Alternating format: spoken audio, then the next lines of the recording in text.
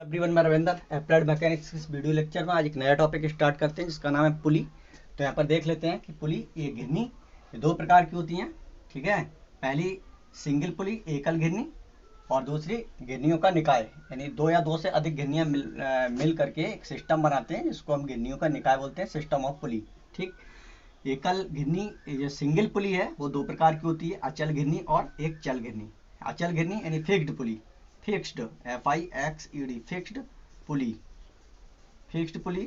और ये movable pulley, movable pulley. ठीक है, पुली ये दो प्रकार की इंटरनली होती हैं। और यहाँ पर घिरनियों के निकाय में ये घिरनियों का प्रथम निकाय, घिरनियों का द्वितीय निकाय, घिरनियों का तृतीय निकाय। ठीक है, first system of pulley, second system of pulley, third system of pulley. तो इस टॉपिक में हमें ये स्टडी करनी है कि पहले देखेंगे इंट्रोडक्शन टू पुली। तो इंट्रोडक्शन टू पुली में हम देखेंगे कि पुली हमारे पास क्या होती है। तो पुली एक खांचेदार पहिया होता है। ये आपका एक जो पहिया यहाँ पर बना हुआ है, ठीक है, ये खांचेदार होता है। खांचेदार का मतलब ये है कि इसकी जो पर्दी होती है, पर्दी पेरीफेरी पर एक खांचा होता है, उसमें एक रस्सा चलता है। ठीक है, तो ये जो पुली होती है वो किसी लकड़ी या धातु की बनी हो सकती है। और ये जो पहिया होता है खांचेदार, वो लोहे या किसी धातु के फ्रेम में फंसा हुआ होता है और एक एक्सेल के साथ, ये एक्सेल होता है यहाँ पर, तो इसको बोलते हैं धुरा। ठीक है, ये क्या कहलाता है, धुरा या धुरी। ये पहिए की धुरी होती है और ये खांचेदार पहिया होता है, खांचेदार पहिया, ये खांचेदार पहिया होता है। और इसको जो फ्रेम होता है पुली का, इसको बोलते हैं पुली ब्लॉक। ठीक है, पुली ब्लॉक, पुली ब्लॉक। ठीक, और यहाँ पर जो खांचा होता है इसमें एक रस्सा चलता है। जिस लोड को उठाना होता है उस लोड के एक एंड पर किसी भार को बांध देते हैं और रस्से के दूसरे एंड पर इस भार को उठाने के लिए प्रयास लगाते हैं। तो ये इस तरह से यहाँ पर प्रयास लगाते हैं, तो ये पुली कहलाती है। तो पुली में ये जो पुली है, इसके फ्रेम में जो पुली ब्लॉक है उसमें एक से ज़्यादा पुलियाँ हो सकती हैं, एक से ज़्यादा पुलियाँ हो सकती हैं। तो पुली का ये शॉर्ट इंट्रोडक्शन है। पुली का प्रयोग किसी भार को उठाने के लिए किया जाता है और या फिर किसी प्रयास की जो डायरेक्शन है उसको चेंज करने के लिए पुली का प्रयोग किया जाता है। तो इसको हम आगे देखते हैं। तो पहले हम देख लेते हैं सिंगल पुली में कि सिंगल पुली क्या है। तो यहाँ पर सिंगल पुली में मैं आपको बता दूं, ठीक है, एकल घिरनी है ना, एकल घिरनी एक ऐसी घिरनी जिसके पुली ब्लॉक में एक ही पहिया, ये जो पहिया होता है घूमने वाला, वो एक ही हो, तो ऐसी घिरनी को हम सिंगल पुली बोलते हैं। आपने देखा होगा अपने दैनिक जीवन में कि ये सिंगल पुली का उदाहरण जो कुएं होते थे पुराने ज़माने में, कुएं, ठीक है, उससे पानी निकालने के लिए इसका यूज किया जाता है, जिसको प्याऊ बोलते थे। कि प्याऊ पर ये एक इस तरह से कहीं प्याऊ, ये जमीन के अंदर पानी होता था, ठीक है, और जमीन यहाँ है, तो इसके ऊपर यहाँ पर एक फाउंडेशन पर पुली इस तरह से किसी दृढ़ आधार से एक पुली टंगी होती थी इस तरह से। ठीक है, इसके एक एंड पर यहाँ पर बाल्टी को लगाते थे, बाल्टी जिसमें पानी लाना है, और इस एंड पर खड़े होकर कोई भी व्यक्ति प्रयास लगाता था। तो यहाँ पर कोई भी व्यक्ति खड़े होकर इस पॉइंट पर प्रयास लगाता था। तो इस बाल्टी को ऊपर लाने के लिए, पानी इस कुएं से ऊपर लाने के लिए इसका मोस्टली कॉमनली यूज किया जाता था। या फिर किसी लोड को ऊपर लाने के लिए पुली का यूज करते हैं, जैसे किसी जो हैंडपम्प है उसका बोरंग होता है, वहाँ पर हम इस पुली का यूज करते हैं, सिंगल पुली का। ठीक, तो और एक पुली से ज़्यादा पुलियाँ होती हैं एक पुली ब्लॉक में। इसका एग्जांपल आपने देखा होगा मेंथा प्लांट पे, या फिर किसी इंडस्ट्रीज में वहाँ हमको देखने को मिलता है एक से ज़्यादा। तो यहाँ पर हम बात करते हैं इसके पहले टाइप की, ठीक है। पहला टाइप इसका क्या है, फिक्स्ड पुली, ठीक है, fixed pulley, fixed pulley, fixed pulley, ठीक है। फिक्स्ड पुली इसको हम बोलते हैं क्या, अचल, अचल घिरनी, अचल घिरनी, ठीक है, अचल घिरनी। तो अचल घिरनी का हम यहाँ पर, यही हमारे पास एग्जांपल है अचल घिरनी का। ये जो पुली है अपने पुली ब्लॉक में यहाँ पर इस तरह से फंसी हुई है और पुली को किसी दृढ़ आधार से यहाँ पर लटका देते हैं इस तरह से, ठीक है ये। और यहाँ पर एक रस्सा जो है इसके एक एंड पर भार W और दूसरे एंड पर इस भार को उठाने के लिए प्रयास P लगाते हैं, ठीक है। तो हम यहाँ पर कह सकते हैं इसकी डेफिनेशन में, अचल पुली जो है तो वह घिरनी जिसका पुली ब्लॉक स्थिर रहता है। स्थिर रहने का मतलब यह है कि ये ऊपर नीचे मूव नहीं करता है, इसका पहिया इस एक्सिल के अबाउट केवल रोटेट करता है। तो इस तरह की जो पुली होती है उसको हम अचल पुली बोलते हैं।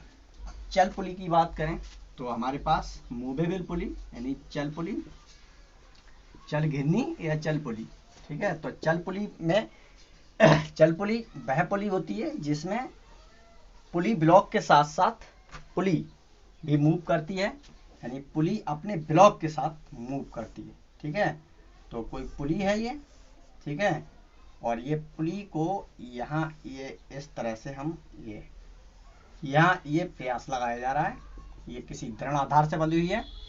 और मूवेबल पुली के यहाँ पर इस पॉइंट पर पुली ब्लॉक पर कोई वेट W लगाते हैं, W बार, जिस बार को हमें उठाना होता है वो मूवेबल पुली के ब्लॉक के साथ, पुली ब्लॉक के साथ उसको अटैच करते हैं और एक रस्सा ये किसी दृढ़ आधार पर बंधा होता है और उसको इस तरह से लपेट के ये इसको ऊपर उठाते हैं, ठीक है। तो ये हमारे पास मूवेबल पुली है क्योंकि इसमें जो पुली है वो पुली अपने ब्लॉक के साथ साथ अगर प्रयास ऊपर लगाएं तो उठेगी विद लोड के। तो इस तरह की पुली को हम चल पुली बोलते हैं। तो ये हमारे पास चल पुली। तो यहाँ मैंने कुछ नोट कर रखा है पुली के बारे में, ठीक है, तो उसको आप नोट कर लेंगे। तो यहाँ पर किसी पुली के लिए थोड़ी टेक्निकल बात करें कि पुली में इस तरफ लोड होता है, इस तरफ प्रयास होता है, ठीक है। तो जब प्रयास लगाते हैं तो ये लोड उठता है तो रस्सी में टेंशन बल इस बल के विरुद्ध डेवलप होता है, इसको T बोलते हैं। और यहाँ पर भी फोर्स नीचे को, ये P प्रयास नीचे लगाने के कारण इसमें टेंशन बल आ जाता है, ठीक है। अब देखिए यहाँ पर ये जो पुली है इसके इस पॉइंट पर, ठीक है, क्योंकि प्रयास लगाएंगे और लोड ये उठ रहा है तो दो लोड लग रहे हैं, ठीक है। इसके विपरीत यहाँ पर एक रिएक्शन प्रोड्यूस होती है इस पॉइंट पर, ठीक है। ये एक प्रतिक्रिया बल ऊपर डेवलप होता है, ये न्यूटन के थर्ड नियम के अनुसार ये प्रतिक्रिया बल। तो इस प्रतिक्रिया बल की वैल्यू अगर देखें तो क्या होगी, P प्लस W, ठीक है, P प्लस W ये होगी। अब यहाँ पर P ये W T के बराबर है, T बराबर W है क्योंकि इस पॉइंट पर अगर देखें और इस पॉइंट पर देखें तो T P के बराबर है। अप फोर्स और डाउन फोर्स है। तो यहाँ पर हम ये भी कह सकते हैं कि R की जो वैल्यू होगी वो हमारे पास हो जाएगी, P की जगह पे T यूज कर लें और इस W की जगह पे T यूज करें तो 2T के बराबर ये रिएक्शन फोर्स यहाँ पर होता है, ठीक है। अब यहाँ पर हम इस एंड पर देखें तो हमें ये, और इस एंड पर देखें तो ये आपको ध्यान रखना पड़ेगा, ठीक है, कि इस तरह से हमारे पास इसमें जो टेंशन फोर्स हैं वो डेवलप होते हैं, ठीक है। तो इसका मैकेनिकल एडवांटेज क्या होगा, तो मैकेनिकल एडवांटेज के लिए हमें पता है W/P होता है। तो मैकेनिकल एडवांटेज किसी भी मशीन के लिए भार की वैल्यू यहाँ पर क्या है, T है, और प्रयास की वैल्यू यहाँ पर फिर हम अगर T लगा दें तो हमें 1 मिलेगा। वेलोसिटी रेशियो की बात करें तो वेलोसिटी रेशियो यहाँ पर कितना मिल जाएगा हमें, वेलोसिटी रेशियो होता है प्रयास द्वारा चली गई दूरी अपॉन भार द्वारा चली गई दूरी। तो प्रयास द्वारा चली गई दूरी अगर D मान लें और भार द्वारा चली गई दूरी स्मॉल d माने, तो यहाँ पर क्या है, अगर ये प्रयास इस पॉइंट पर है इसको ट्रेवल कर लें, यहाँ ले आए, x डिस्टेंस ये ट्रेवल करता है, इसको नीचे लेके आ रहा हूँ डाउनवर्ड, एक्स डिस्टेंस, तो ये जो बल ये भार है वो भी एक्स डिस्टेंस ऊपर की ओर ट्रेवल हो जाएगा यहाँ तक। जितना P नीचे जाएगा उतना ही ये ऊपर जाएगा। तो जितना प्रयास नीचे चल रहा है उतना ही भार ऊपर चल रहा है। तो यहाँ पर ये जो वैल्यू है प्रयास द्वारा चली गई दूरी अपॉन भार द्वारा चली गई दूरी वो आपस में बराबर है, इसलिए यहाँ पर 1 मिलेगा। तो यहाँ पर हम देख रहे हैं कि जो पुली हमारे पास है सिंगल पुली, फिक्स्ड पुली, ये सिंगल पुली में फिक्स्ड पुली है, इसका कोई भी मैकेनिकल एडवांटेज नहीं हो पा रहा है, कोई मैकेनिकल एडवांटेज नहीं है ना। यहाँ पर इसका एडवांटेज सिर्फ इतना है कि इसका जो प्रयास किसी भार को उठाने के लिए लगा रहे हैं उसकी डायरेक्शन को हम चाहें उस डायरेक्शन में लगा सकते हैं, किसी भी कन्वीनियंट डायरेक्शन जो हमारी इच्छा है उस डायरेक्शन में हम प्रयास को लगा सकते हैं और इसका कोई एडवांटेज नहीं है। तो आपने यहाँ देखा सिंगल पुली का कोई एडवांटेज नहीं होता है, सिर्फ एडवांटेज इतना ही है कि उसको हम प्रयास को इस डायरेक्शन में या इस डायरेक्शन में लगा सकते हैं अपनी इच्छा अनुसार। तो हमारे हमने 3 कंडीशन को लिया है, तीनों कंडीशनों में हम यहाँ पर देखेंगे कि जो प्रयास है ठीक है उसकी हम डायरेक्शन केवल चेंज कर सकते हैं और इसका कोई फायदा हमें विशेष नहीं होता। तो केस नंबर अगर हम ए की बात करें, ए केस ये इस डायग्राम की बात करें तो इस डायग्राम में हम मान लेते हैं कि पुली जो है हमारे पास गिरनी, उसका भार अगर W है, ठीक है, पुली का भार उसके पुली ब्लॉक से है, अगर कोई वेट होगा वो मान लीजिए स्मॉल w है, ठीक है। तो इसका पुली का अगर भार W है तो केस नंबर ए में पहला पॉइंट हम लेते हैं कि जब ओमेगा इक्वल टू 0 है नहीं, जो पुली प्लस अपने ब्लॉक के साथ उसका जो वेट है वो अगर 0 है तब हमारे पास यहाँ पर जो रिएक्शन फोर्स आएगा, जो प्रतिक्रिया बल लगेगा ऊपर की ओर है ना, ये R, वो R किसके बराबर होगा, तो R बराबर आपके पास होगा W प्लस P, ठीक है, ऊपर की ओर ये W और P के इक्वल होगा, ठीक है। तो W बराबर हम क्या लेते हैं T और P बराबर भी T लेते हैं, क्योंकि हमें पता है कि इस एंड पर T बराबर W और यहाँ पर P बराबर भी, ठीक है, T होता है, ठीक।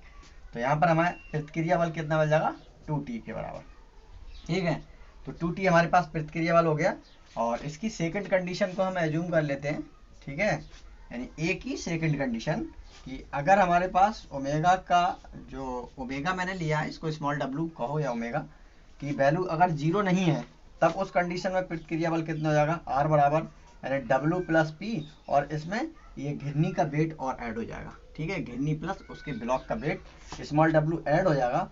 तो इसके लिए हम कह सकते हैं कि जो प्रतिक्रिया बल है वो W प्लस P, ठीक है, W प्लस P के लिए हम चाहो तो दूसरी फॉर्म में लिख सकते हैं, T की फॉर्म में लिख सकते हैं, W की फॉर्म में लिख सकते हैं, क्योंकि यहाँ पर हम ये भी लिख सकते हैं 2W, क्योंकि T बराबर क्या है W है, तो R बराबर हमारे पास 2W हो गया। ऐसे यहाँ पर ये हमारे पास W है, ठीक है, यहाँ पर हम W लिख सकते हैं या T की फॉर्म में लिखें, ठीक है, और प्लस W बराबर 2W प्लस स्मॉल ये हमारे पास यहाँ पर निकल के आ गया। अब इसका केस नंबर बी की स्टडी करते हैं। केस नंबर बी में हमारे पास क्या है, ठीक, केस नंबर बी जो दिया हुआ आपको सामने, इसमें हमने यहाँ मान लिया है कि जो रिएक्शन फोर्स होगा, ठीक है, प्रतिक्रिया बल, ठीक है, तो वो प्रतिक्रिया बल आपका ये होगा इस डायरेक्शन में, ठीक है, ये R मैंने मान लिया, ठीक है, मैंने मान लिया मेरी रेफरेंस अक्ष ये है, इस अक्ष के अबाउट ये रिएक्शन जो है लग रही है प्रतिक्रिया बल, ठीक है, और ये जो रिएक्शन है, ठीक है, ये वाली कॉमन लाइन है, इसके साथ ये एंगल थीटा, ये एंगल थीटा, यानी W और P के बीच 2 थीटा एंगल है हमारे पास, कितना है 2 थीटा एंगल है ना। तो ये रेफरेंस अक्ष के साथ P कितना एंगल बना रहा है थीटा, तो इस रेफरेंस अक्ष पर इस P का जो कंपोनेंट होगा वो आपका कॉस में हो जाएगा, ठीक है, कॉस में होगा, जिधर इसका ये कंपोनेंट है उसी तरह इधर हो जाएगा आपका क्या P कॉस थीटा, और इसी लाइन पर इसी W है, ठीक है, W का कॉस कंपोनेंट हो जाएगा इधर, यानी W कॉस थीटा इसी लाइन पर होगा। तो यहाँ पर जो हम रिएक्शन फोर्स है केस बी की बात करें, केस बी में पॉइंट नंबर 1 एज्यूम कर रहे हैं कि जब घिरनियों का वेट 0 है तो उस कंडीशन में यहाँ पर रिएक्शन फोर्स क्या होगा, रिएक्शन फोर्स जो R है वो किसके बराबर होगा, मेरे पास होगा P, ठीक है, cos theta plus W cos theta, क्योंकि इस लाइन पर मुझे देखना है, इस लाइन पर इस P का घटक कॉस और इसका घटक भी कॉस। ये मेरी रेफरेंस अक्ष है। जैसे यहाँ हम क्या कहते हैं, एक्स अक्ष है, ठीक है। एक्स अक्ष अगर ये होती है तो यहाँ पर कोई भी बल F इसके साथ थीटा कोण बनाता है तो इसका कंपोनेंट इस पर कॉस आता है ना, और इसका लंब घटक इस पर होता है, साइन पर होता है, मतलब बाई अक्ष पर होता है, वो साइन में होता है ना। तो अब रेफरेंस अक्ष एक्स ऐसी ना लेके मैंने रेफरेंस अक्ष ऐसी ले ली, एक्स अक्ष, और इसके साथ कोई भी अगर ऐसे कोई बल है वो थीटा कोण बना रहा है ये, ठीक है। कोई बल F है तो इस बल F का इस पर इधर क्या होगा, कॉस घटक, और इस एक्स अक्ष के बिल्कुल लंब घटक इस पर, इस पे इसके लंब अक्ष पर, यानी लंब अक्ष ऐसी होगी 90 अंश पर, ये बाई अगर एज्यूम कर लें तो इस पर साइन होगा। तो यहाँ पर आपको कंपोनेंट ब्रेक करने में दिक्कत नहीं आई होगी, मैंने आपको सेकंड चैप्टर में बहुत स्टडी कराई है। तो यहाँ पर आर बराबर मेरे पास मुझे क्या मिल जाएगा, पी की जगह पे मैं टी का यूज कर रहा हूँ, टी कॉस थीटा, ठीक है, T cos theta plus T cos theta, है ना। इस एंड पर क्या है, टी बराबर डब्लू और यहाँ पी बराबर टी, तो ये मुझे मिल जाएगा आर इक्वल टू मेरे पास 2t कॉस थीटा, ये मेरे पास हो जाएगा, ठीक है। और चाहो तो मैं इसके लिए टी के लिए डब्लू की फॉर्म में लिख सकता हूँ कॉस थीटा, टी बराबर डब्लू है ना। तो ये रिएक्शन फोर्स आ गया इस तरह से आपका निकल के। अब इसका पॉइंट नंबर सेकंड अगर कंसीडर हम कर लें, ठीक है, पॉइंट नंबर सेकंड अगर इसका कंसीडर कर लें तो सेकंड में हमारे पास क्या है कि ओमेगा यानी जो गिरनियों का वेट वो 0 के बराबर नहीं है, तो हमें इसमें जो उसका वेट है उसको इसमें ऐड करना पड़ेगा। वेट इसमें ऐड करेंगे तो यहाँ पर आप देख लीजिए कि क्या आपका चेंज होगा, वेट जो है वो इसका इसमें और ऐड हो जाएगा, ठीक है। क्या यहाँ पर ऐड होगा, आपको बता दे रहा हूँ, सेकंड केस इसका ले रहे हैं तो सेकंड केस में आपका जो केस बनेगा, सेकंड केस, ठीक है, वो क्या होगा, W नॉट इक्वल टू 0, ठीक है। ये जब 0 नहीं है तो मेरे पास मैं यहाँ पर क्या करूँगा, जो वैल्यू निकालूंगा किसकी, आर की, प्रतिक्रिया बल की। तो एक यहाँ पर ट्रायंगल, ये समरूप त्रिभुज बना के मैं निकालूंगा, तो समरूप त्रिभुज से यहाँ पर मुझे लगाना पड़ेगा आर स्क्वायर की वैल्यू, आर स्क्वायर बराबर पी स्क्वायर प्लस, ठीक है, डब्लू की जगह पे मैं यूज कर रहा हूँ इस capital W upon plus small W, ठीक है। तो इस बार क्या है, जो पुली का और पुली ब्लॉक का जो वेट है वो इस भार में ऐड हो जाएगा, ठीक है, इसके भार में क्या हो जाएगा, ऐड हो जाएगा, ठीक है। तो यहाँ पर कितना, अब की इस बार ये और इसमें ऐड हो जाएगा, स्मॉल ओमेगा यहाँ पर ऐड हो जाएगा, ठीक है। तो यहाँ पर ये W की जगह पे ये यूज करेंगे हम, और 2 into P into W plus small omega into cos 2 theta, ठीक है। यहाँ हमने क्या है, समांतर चतुर्भुज के नियम का यूज कर लिया, ठीक है।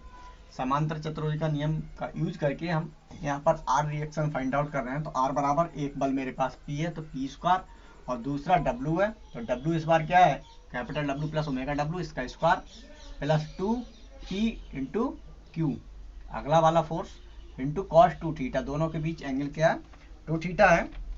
तो यहाँ पर हम लिखेंगे, यहाँ हमारे पास हम यूज कर ले रहे हैं P इक्वल टू डब्लू, ठीक है, क्योंकि हमें पता है P equal to T equal to W है, ये हमारे पास रिलेशन जाएगा T बराबर P, ठीक है, W बराबर T, है ना। तो हम यहाँ पर W के फॉर्म में पूरा निकालना चाह रहे हैं तो मैं P की जगह पर W का ये कर दूँ, और इसको होल स्क्वायर खोल रहा हूँ तो ये प्लस स्मॉल w का square plus 2 capital W into small w, ठीक है, प्लस आगे यहाँ लिख ले रहा हूँ 2p की जगह पर मैंने W कैपिटल W यूज किया है, ठीक है।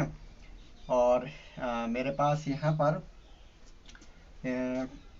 इसको ब्रैकेट में यूज कर ले रहा हूँ, ठीक है, ब्रैकेट में यूज कर ले रहा हूँ कि ये मेरे पास हो जाएगा 2 इंटू कॉस स्क्वायर, यानी 2 ये हो गया, इसकी इसमें मल्टीप्लाई भी कर दे रहा हूँ, ठीक है।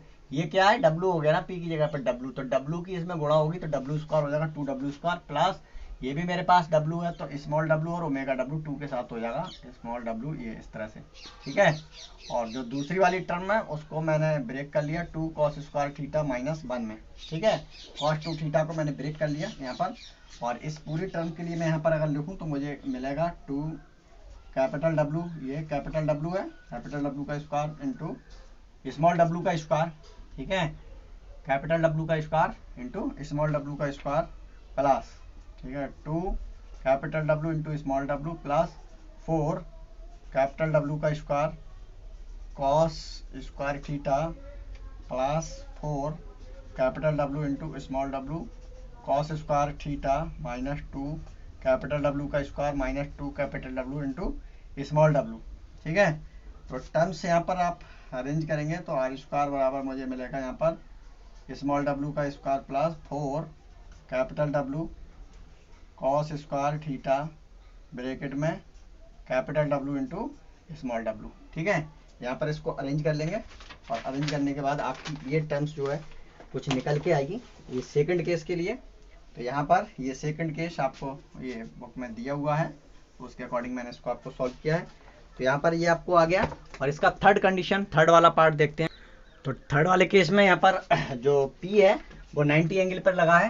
तो यहाँ पर अगर इसका जो वेट है पुली ब्लॉक का, पुली के साथ ब्लॉक का वेट अगर 0 कर लें और ये 90 अंश हो जाएगा इसके बीच में एंगल, तो यहाँ आर स्क्वायर इसकी निकालना है, रिएक्शन फोर्स निकालना है। ठीक है, प्रतिक्रिया बल। तो P square plus W square plus 2p की कॉस 90 का मान 0 हो जाएगा। पी की जगह पर डब्ल्यू यूज करेंगे डब्ल्यू, तो ये मेरे पास 2w स्क्वायर आर बराबर ये हमारे पास w√2 हो जाएगा। अब यहाँ पर सेकंड केस एक और अगर इसी ले लेते हैं कि अगर हमारे पास ओमेगा की वैल्यू 0 नहीं है तो रिएक्शन फोर्स हमारे पास क्या बनेगा, तो रिएक्शन फोर्स आर स्क्वायर बराबर बन जाएगा पी स्क्वायर प्लस यहाँ पर टोटल वेट में पुली का वेट और यहाँ ऐड हो जाएगा और 2p और यहाँ पर मेरे पास हो जाएगा, इसको यहाँ पर देख लेते हैं शॉर्ट में। ठीक है, p और w की जगह पे हमारे पास capital W plus omega W और cos 90 की वजह से ये वाली टर्म तो हमारी 0 हो जाएगी। और यहाँ हमारे पास p की जगह पे हम w लगा दे रहे हैं और इसका स्क्वायर खोल दे रहे हैं। ठीक है, तो कैपिटल W का स्क्वायर इंटू ओमेगा का square into 2 capital W into omega. तो यहाँ पर ये 2 हो जाएगा हमारे पास 2w कैपिटल W का स्क्वायर इंटू ओमेगा का square plus 2 capital W into omega. तो आर स्क्वायर बराबर ये थर्ड केस में हमारे पास रिएक्शन आ गई इस तरह से निकल के। तो यहाँ पर हमने रिएक्शन को फाइंड आउट कर लिया है तीनों केस में कि ये हमारे पास इस तरह से रिएक्शन होती है। फिक्स पुली का कोई भी मैकेनिकल एडवांटेज नहीं होता है, ये हम यहाँ पर देख चुके हैं। अब यहाँ पर हम देखते हैं सेकंड इसका जो पार्ट था वो मूवेबल पुली है, यानी चल पुली है ना, चल पुली। तो चल पुली में हमने बताया था चल पुली का सिंगल, हम चल पुली का अगर डायग्राम की बात करें तो चल पुली कुछ इस तरह से होती है। इसके पुली ब्लॉक पर कोई वेट होता है, उसको हमें उठाना होता है, वो यहाँ पर लगाते हैं। ठीक है, और यहाँ पर हम क्या है इस डायरेक्शन में प्रयास लगाते हैं और यहाँ पर ये किसी दृढ़ आधार से बंधी हुई होती है इस तरह से पुली। ठीक है, तो ऐसे केस में यहाँ पर देखिए इसका मैकेनिकल एडवांटेज क्या होगा। ठीक है, यहाँ पर देखिए अगर हमारे पास ये जो P फोर्स है इसको हम यहाँ तक लेके आए x डिस्टेंस अगर ट्रेवल करते हैं, ठीक है, तो x डिस्टेंस जब ये पूरा रस्सा है उसकी x दूरी इधर चलेगी अपवर्ड, तो x दूरी ही डाउनवर्ड चलेगी, यानी x दूरी ऊपर चल रही है तो x दूरी डाउनवर्ड भी चलेगी, यानी x दूरी ऊपर चलेगी तो x दूरी ये रस्सा ऊपर खींचेगा तो ये डोरी की लंबाई है वो थोड़ी कम होगी। कितनी कम होगी, जितना ऊपर खींच लेंगे उतना कम होगा। तो अगर इस W की बात करें तो W कितना चलेगा, वो इन दोनों रस्सियों की लंबाई के आधा चलेगा, यानी 2x अपॉन 2 बराबर x है ना। तो हम कह सकते हैं प्रयास या रस्सा जो है वो हमारा कितना चल रहा है, वो इतना चल रहा है। और यहाँ पर हम देख पा रहे हैं कि भार हमारा आधा चल पाता है। तो इस सिंगल पुली में मैकेनिकल एडवांटेज होता है और इस सिंगल पुली का यूज हम अकेले नहीं करते हैं, एक फिक्स पुली के साथ हम इसका यूज करते हैं। तो यहाँ पर अगर हम बात करें कोई एक फिक्स पुली के साथ इसको अटैच कर लें, ठीक है, ये मेरे पास मान लीजिए मैंने कह दिया मूवेबल पुली है, कहीं भी लगा लो, ठीक है, ये मूवेबल पुली है। तो इस पर हमने एक वेट लगा दिया W, ठीक है, W एक वेट लगा दिया और थोड़ा नीचे लगा लेते हैं, ठीक है, वेट ये W लगा दिया ये। और इसको हम क्या करते हैं किसी फिक्स पुली के साथ, यहाँ पर हमने एक फिक्स पुली लगा दी, ठीक है, और फिक्स पुली को किसी दृढ़ आधार से यहाँ पर बांध दिया, ठीक है, ये इस तरह से, ठीक है, ये इस तरह से ये ऐसे लगा दिया। और ये रस्सा हम प्रयास P लगाते हैं ये, और ये जो दृढ़ ये रस्से का दूसरा पोर्शन है वो भी इसी के साथ अटैच रहता है यहाँ पर ये दृढ़ आधार पर। ये मेंथा प्लांट पे आपने देखा होगा कि इस तरह से हम कुछ पुलियों का यूज कर पाते हैं। यहाँ पर एक कॉमन रस्सा है हमारे पास, एक ही रस्सा ये यहाँ पर बंधा हुआ है ऐसे और यहाँ पर इस तरह से, है ना। तो यहाँ पर अगर हम बात करें तनाव बल की, अगर इस एंड से देखें तो यहाँ पर टेंशन फोर्स W की अपोजिट एक लगेगा और ये W नीचे लग रहा है, इसकी वजह से यहाँ पर एक टेंशन फोर्स, यहाँ पर एक टेंशन फोर्स यहाँ पर इन रस्सियों में आएगा, इसकी वजह से टेंशन फोर्स ऐसे आएगा। और साम्यावस्था की बात करें तो हम टेंशन फोर्स को जस्ट अपोजिट कर देते हैं, तो साम्यावस्था में हमें टेंशन फोर्स को ज़्यादा सोचना नहीं पड़ता, इस तरह से हमने कह दिया। अब यहाँ पर आप देखेंगे कि जो चल पुली है, चल पुली हमारे पास ये है, ठीक है, और ये अचल पुली है। तो चल पुली अपने ब्लॉक के साथ है ना ऊपर नीचे मूव करती है, और यहाँ पर हम अगर इस प्रयास P को x डिस्टेंस यहाँ पर ट्रेवल करें, प्रयास P को मैं यहाँ ले आऊँ, यहाँ से यहाँ ले आऊँ, तो ये जो W बाहर है, ठीक है, वो कितना चलेगा ऊपर की ओर x/2, या फिर इसको मैं 2x नीचे ट्रेवल करूँ तो ये सिर्फ x ट्रेवल हो पाता है। ये मैंने एक सिंगल मूवेबल पुली से आपको बताया था। तो यहाँ पर मैकेनिकल एडवांटेज की अगर बात करें तो हमारे पास मैकेनिकल एडवांटेज इसका होता है भार अपॉन प्रयास, ठीक है। तो भार हमारे पास कितना होगा और प्रयास हमारे पास कितना होगा, उसके हम इससे इसको कैलकुलेट कर लेते हैं, ठीक है। तो यहाँ पर भार बटे प्रयास की वैल्यू अगर लगाएं तो भार हमारे पास देखेंगे बहुत ही ध्यान से कि भार कितना होगा। तो भार W जो है, ठीक है, W है ना, W दो रस्सियों पे सदा हुआ है। यहाँ पर इस पुली के लिए अगर हम देखें तो हमें इस पुली के लिए कितना हो जाएगा, हम यहाँ पर कह सकते हैं कि जो W है उसकी वैल्यू क्या हो जाएगी, T प्लस T है ना, बराबर 2T। जो W है, W पर सर W इधर है तो दो रस्सियों पर है T प्लस T, दो रस्सियाँ इसको साथ देंगे तो 2T के बराबर हो जाएगा, ठीक है। और प्रयास की अगर इधर बात करो तो प्रयास P इक्वल टू सिर्फ T ही होगा। तो यहाँ पर हम W की जगह पे ये यूज करेंगे 2T, और यहाँ पर T, तो हमें मैकेनिकल एडवांटेज कितना मिल जाएगा, T से T कट के 2। तो यहाँ पर मूवेबल पुली का मैकेनिकल एडवांटेज होता है, ये हमें समझ में आ गया है। उसके बाद हम इसका वेलोसिटी रेशियो देखते हैं। तो वेलोसिटी रेशियो होता है प्रयास द्वारा चली गई दूरी बटे भार द्वारा चली गई दूरी। तो प्रयास द्वारा चली गई दूरी कितनी है, ठीक है, 2x, और भार द्वारा चली गई दूरी x, तो बराबर 2। यहाँ पर हमारे पास 2 आ गया, ठीक है। तो हमने ये निकाल लिया कि इतना इसका ये होगा।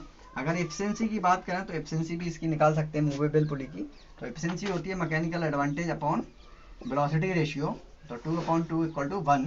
या परसेंटेज एफिशिएंसी की अगर बात करें तो इसमें 1 में 100 से गुणा कर देंगे, 100%, ठीक है। तो अगर ये मूवेबल पुली को हम इस तरह से यूज करें, अगर ये वेटलेस है, वेटलेस अगर पुली है, फ्रैक्शन लेस पुली है, रस्सा पूर्ण लचकदार अगर है, इसमें कोई भी वेट नहीं है रस्से में भी, और पूर्ण लचकदार है, तो इस तरह से हम कह सकते हैं कि एक आइडियल मशीन की तरह काम कर रहा है, क्योंकि इसकी एफिशिएंसी 100% आ चुकी है। पुली की कैलकुलेशन करते समय पे इन बातों का ध्यान रखते हैं कि आइडियल केस में हम मानते हैं कि पुली का कोई भी वेट नहीं है, वेटलेस पुलियां हैं, घर्षण लेस हैं, और जो रस्सी है जिसमें चल रही है वो पूर्ण लचकदार है। इन चीज़ों को हम ध्यान में रख के पुली की कैलकुलेशन करते हैं, ठीक है। तो इसका जो सेकंड लेक्चर उसमें हम बात करेंगे सिस्टम ऑफ पुली की। तब तक के लिए बस इतना ही रहने देते हैं, क्योंकि वीडियो का साइज बहुत बड़ा हो जाए। Thank you.